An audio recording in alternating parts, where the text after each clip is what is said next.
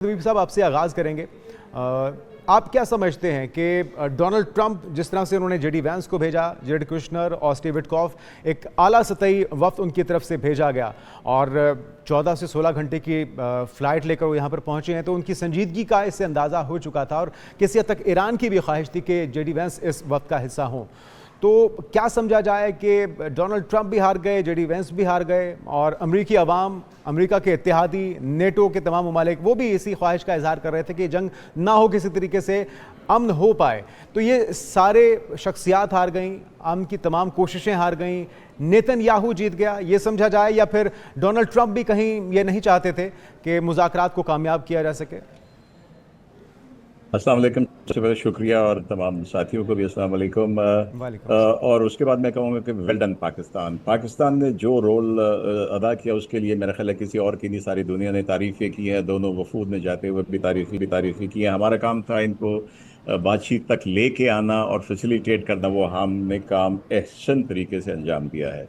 दूसरी बात जो आपने कही, मैं एग्री करता हूँ कि मुझे ज़ाती तौर पे जो 3 ऑप्शन पॉसिबल थी कि क्या इनके नताइज निकल सकते हैं कि एब्सोल्युटली एग्रीमेंट हो जाए और दोनों गले मिलते हुए निकले, ये बिल्कुल एक्सपेक्टेड नहीं था।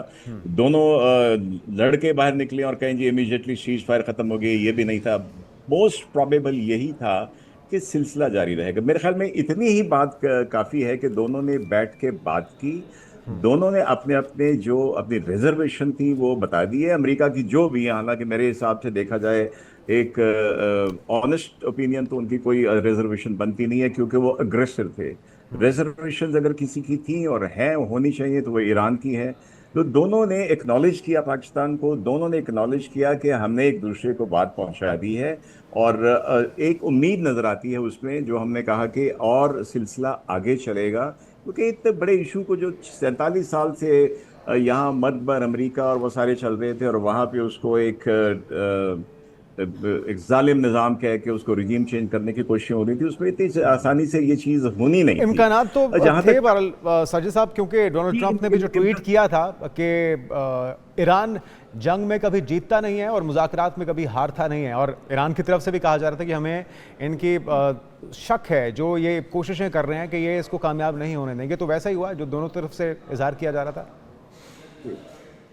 जी, ऐसा ही हुआ। जो ट्रंप की मजबूरियां, मैं समझता हूं कि इट्स अ सिस्टम जो कि क्रैक हो रहा है, जो अमेरिकन सिस्टम था जिसमें आप देखें कि ट्रंप की मकबूलियत नीचे चली गई है। सोशल मीडिया पे अमेरिकन इतना अगेंस्ट लिख रहे हैं इसराइल के, जब से जी। गाजा का सिलसिला शुरू हुआ और जब से ईरान का हुआ, तो वो एक जायनिस्ट लॉबी का असर, उसमें भी क्रैक्स नजर आ रहे हैं।